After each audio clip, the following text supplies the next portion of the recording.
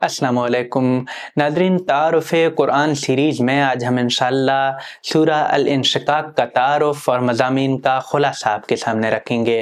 नाम, इस सूरा का नाम इसकी पहली ही आयत के लफ्ज़ इंशक़त से माख़ूज़ है। इंशिकाक मस्दर है जिसके मानी फट जाने के हैं, और इस नाम का मतलब ये है कि ये वो सूरा है जिसमें आसमान के फटने का जिक्र आया है। ज़माना-ए नज़ूल, ये भी मक्का-ए मुअज़्ज़मा के इब्तदाई दौर की नाज़िल शुदा सूरतों में से है। इसके मज़मून की दाखिली शहादत ये बता रही है कि अभी ज़ुल्म व सितम का दौर शुरू नहीं हुआ था। अलबत्ता कुरान की दावत को मक्का में बरमला झुटलाया जा रहा था और लोग ये मानने से इनकार कर रहे थे कि कभी क़यामत बर्पा होगी और उन्हें अपने खुदा के सामने जवाबदेही के लिए हाजिर होना पड़ेगा। सूरा का अमूद और साबिक सूरा से ताल्लुक़। इस सूरा और साबिक सूरा अल-मुतफ़्फ़िफ़ीन में निहायत वाज़ेह मानवी मुशाबिहत मौजूद है। जज़ा व सज़ा के मुनकिरों को जिस तरह उसमें मुतनब्बे किया गया है, उसी तरह इस सूरा में भी उसी गिरोह को झंझोड़ा गया है। इसमें बयान फरमाया है कि एक ऐसा दिन लाज़मन आना है जिसमें अल्लाह ताला लोगों को उनके ईमान और अमल की बुनियाद पर अलग अलग गिरोहों में तकसीम करेगा। जो खुदा के फरमाबरदारों नेकोकार होंगे वो अब्दी बादशाही में दाखिल होंगे, और जो नाफरमानो नाबकार होंगे वो अब्दी ज़िल्लत से दोचार होंगे। इस सूरा में भी लोगों का दो गिरोहों में तकसीम होना बयान हुआ है। एक वो जिनको उनके अमाल नामे दाहिने हाथ में पकड़ाए जाएंगे और वो अब्दी कामयाबी हासिल करेंगे। दूसरे वो जिनके अमाल नामे उनके पीछे ही से उनके बाएं हाथ में पकड़ा दिए जाएंगे और वो अब्दी ज़िल्लत से दोचार होंगे। दोनों सूरतों में असल मुखातिब वो दौलतमंद सरदार हैं जो ये समझे बैठे थे कि अव्वल तो जज़ा व सज़ा का कोई दिन आने वाला नहीं है, और है भी तो उनको जो इज़्ज़त व सरफराजी इस दुनिया में हासिल है वो वहाँ भी हासिल रहेगी।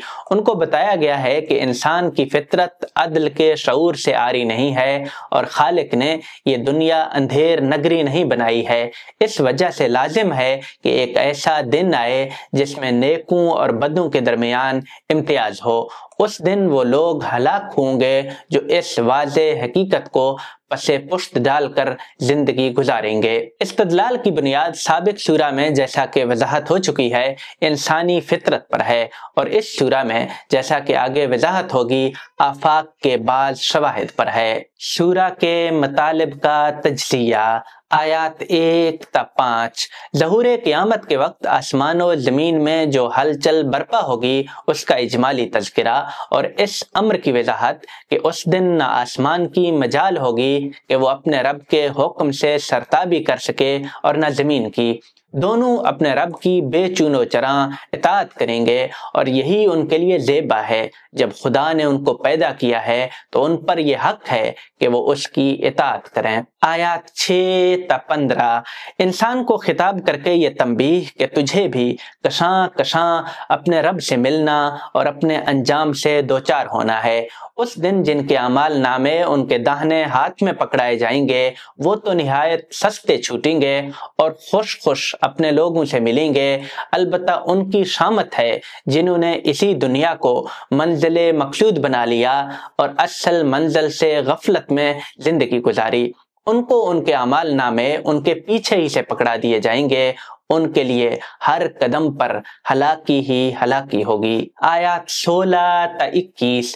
इस कायनात के बाज़ आसार की शहादत इस बात पर कि इसकी हर चीज़ के अंदर एक तदरीज पाई जाती है और हर चीज़ हर लम्हा खुदा के कानून की गिरफ्त में है। इंसान भी दर्जा बदर्जा अपने रब की तरफ बढ़ रहा है और एक दिन इसको उससे दोचार होना है।